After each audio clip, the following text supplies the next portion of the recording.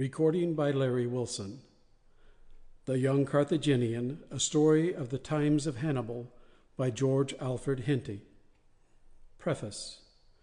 My dear lads, when I was a boy at school, if I remember rightly, our sympathies were generally with the Carthaginians as against the Romans.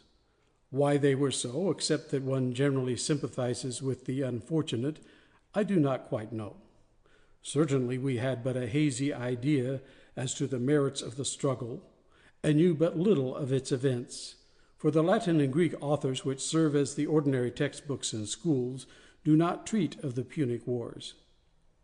That it was a struggle for empire at first, and latterly one for existence on the part of Carthage, that Hannibal was a great and skillful general, that he defeated the Romans at Trebia, Lake Trasimenus, and Cannae, and all but took Rome, and that the Romans behaved with bad faith and great cruelty at the capture of Carthage, represents, I think, pretty nearly the sum total of our knowledge. I am sure I should have liked to know a great deal more about this struggle for the empire of the world, and as I think that most of you would also like to do so, I have chosen this subject for my story. Fortunately, there is no lack of authentic material from which to glean the incidents of the struggle. Polybius visited all the passes of the Alps some 40 years after the event, and conversed with tribesmen who had witnessed the passage of Hannibal, and there can be no doubt that his descriptions are far more accurate than those of Livy, who wrote somewhat later and had no personal knowledge of the affair. Numbers of books have been written as to the identity of the passes traversed by Hannibal.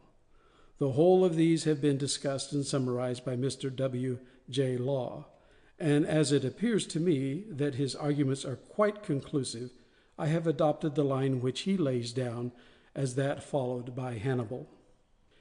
In regard to the general history of the expedition, and of the manners, customs, religion, and politics of Carthage, I have followed M. Hennebert in his most exhaustive and important work on the subject. I think that when you have read to the end, you will perceive that although our sympathies may remain with Hannibal and the Carthaginians, it was nevertheless for the good of the world that Rome was the conqueror in the great struggle for empire. At the time the war began, Carthage was already corrupt to the core, and although she might have enslaved many nations, she would never have civilized them. Rome gave free institutions to the people she conquered.